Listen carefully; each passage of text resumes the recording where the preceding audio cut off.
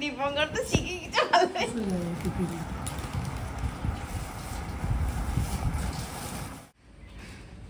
দেখি একটু সামনে থেকে, হ্যাঁ ঝাঁকা নাগাল চাপলাম। বলবো দিদি তুমি একটা ড্রেস পরে পরে ঘুরছো। সকালে কষ্ট ভিডিওই না, বেগ কাক তো দেখেই মনে হচ্ছে। হ্যালো এভরিওয়ান, গুড মর্নিং সবাইকে। কেমন আছো তোমরা সবাই? আশা করি সবাই অনেক ভালো আছো, সুস্থ আছো। আমরাও বেশ ভালো আছি, সুস্থ আছি। আমার নতুন একটা ভিডিওতে তোমাদের সবাইকে ওয়েলকাম জানাচ্ছি। তো দেখতে পাচ্ছ সকাল সকাল ভিডিওটা শুরু করে দিয়েছি। আর ঘুম থেকে উঠতেই আমাদের বাড়িতে গেস্ট চলে এসেছে। হ্যাঁ, এখন এটা আমাদেরই বাড়ি। আর আমাদের বাড়িতে বেশ যখন অতিথি আসতে খুব ভালো লাগছে। তার কারণ কি বলো তো, বিয়ের পর আমার ওই বাড়িতে আমার বাড়ির তোমরা কাউকে কখনো দেখোনি। আমার মা তো বিয়ের পর একবারই গেছিলো, আর ডলি একবার গেছিলো। এছাড়া আমার বাড়ির কোনো আত্মীয় কখনোই সেই বাড়িতে যায়নি। তোমরা সেটা দেখেছো। দেখো, তোমরা যখন কোনো এক জায়গায় ভালোবাসা পাবে সেখানে নিশ্চয়ই যাবে, তাই না? আর কোনো জায়গায় তোমরা যদি ভালোবাসা না পাও সেখানে তোমরা কেন যাবে? ডলি থেকে আসার পর বলেছে ওটাই আমার প্রথম, ওটাই আমার লাস্ট, এরপর আমি আর কখনো ওখানে যাব না। তো কারণটা কি সেটা আর আমি বললাম না।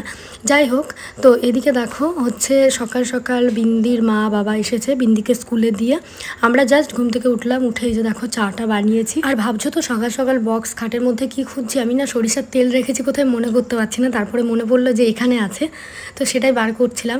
2টো বোতল মা নিয়ে এসেছিলো বাড়ি থেকে, পাঠিয়েছে আমার জন্য। তো একটা বোতল শেষ হয়ে গেছে, আর একটা বোতল বার করছি আমি। তো কোন দিকে আছে সেটাই খুঁজছি, এই যে দেখতে পাচ্ছ। আর তোমরা হয়তো অবাকই হবে, এর ভিতরে তেল কে রাখে? অ্যাকচুয়ালি প্রথম যখন ঘরটা গোছলাম কোথায় কি রাখবো বুঝে পাচ্ছিলাম না, তাই এখানেই রেখে দিয়েছি।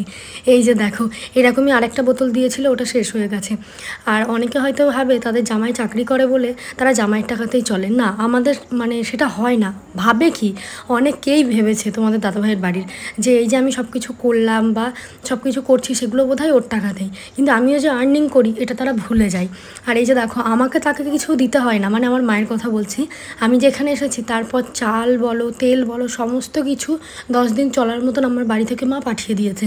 এই যে দেখতে পাচ্ছ, আমরা জাস্ট টুকিটাকি মশলা বাজার আর সবজি বাজার এগুলোই করেছি।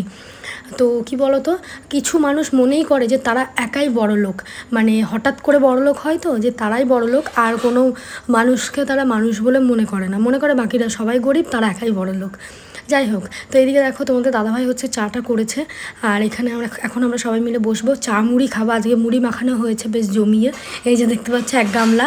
তো এখন সবাই মিলে মুড়ি আর চা খাবো। আজকে আমার ভিডিও করার খুব একটা ইচ্ছা ছিল না প্রথম থেকেই, তবুও দেখতে পাচ্ছ খুব ছোট্ট একটা ব্লগ শ্যুট করেছি, তো এটাই তোমাদের সঙ্গে শেয়ার করব। এইদিকে দেখতে পাচ্ছ চানাচুর, শসা, পেঁয়াজ কুচি এগুলো দিয়ে মুড়ি মাখানো হয়েছে, আর সঙ্গে দুধ চা।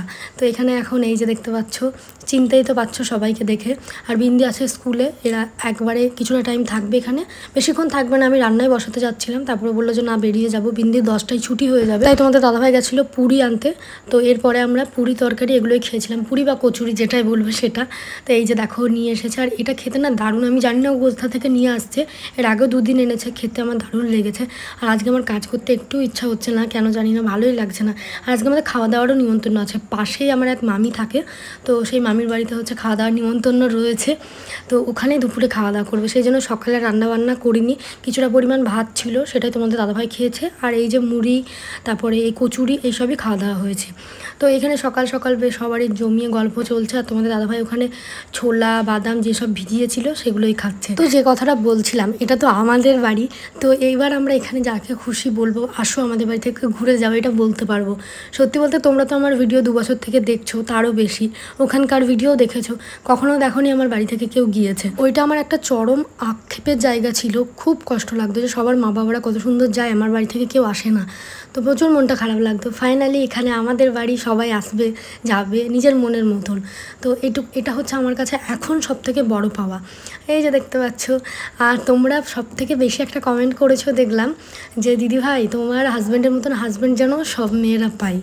তো সত্যি বলতে এটা সত্যি যে হাজব্যান্ডের সাপোর্ট না থাকলে কখনোই সম্ভব না, কোনো কিছুই সম্ভব না।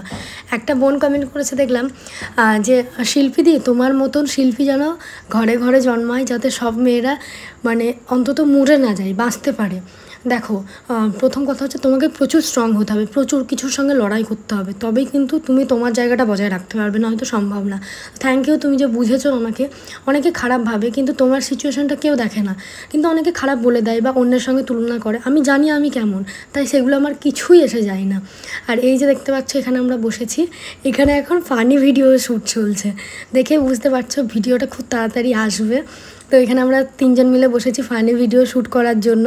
এখন তোমাদের দাদাভাইও এক্সপার্ট হয়ে গেছে, সেটা তো তোমরা দেখেই বুঝতে পারছো। আর এখানে আমরা ভিডিওটা প্রচুর এনজয় করে শ্যুট করছিলাম সকাল সকাল, কোনো প্ল্যানিং ছিল না, কিন্তু হট করেই মনে পড়লো। এখন আমরা তেমন কোনো ফানি ভিডিও শ্যুট করিনি, তোমাদের দাদাভাই যাওয়ার আগে আগে ভিডিওগুলো শ্যুট করবো। আর এইদিকে দেখো তোমাদের দাদাভাই এখন হাফ প্যান্ট পরেই যাচ্ছে সামনে একটা কম্পিউটারের দোকানে। তো ওখানে হচ্ছে আমি ফর্ম ফিল আপ করার জন্য যাচ্ছিলাম, তো আমিও রেডি হয়ে গেছি। কি বলো তো, সব দিক সামলে না আমার আর হচ্ছিলই না ফর্ম ফিল আপ করাটা, তো সেই জন্যই আর কি মানে আজকে তাড়াতাড়ি করে ওকে বললাম চলো, আজকে তো কোনো কাজ নেই, রান্নাবান্নার ঝামেলাও নেই, চলো এক পাখি ঘুরে আসি। তো গিয়েছিলাম, কিন্তু সার্ভার ডাউন ছিল, যে কারণে ঘুরে এসেছি। আর আমার একটা বিরাট মানে সমস্যাও হয়ে গেছে, সেটা আমি তোমাদেরকে পরে বলবো। যাই হোক, তো চলো এখন যাওয়া যাক।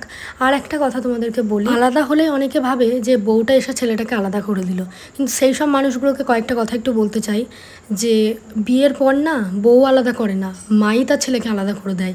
আর যখন দেখে ছেলের বউকে ভালোবাসে, তার নিজের বর তাকে ভালোবাসে, কিন্তু যখন দেখে ছেলে বৌমাকে ভালোবাসে তখন সে আর সেটা সহ্য করতে পারে না, বেশ মারবে, তাদের কথায় ঝগড়া করবে।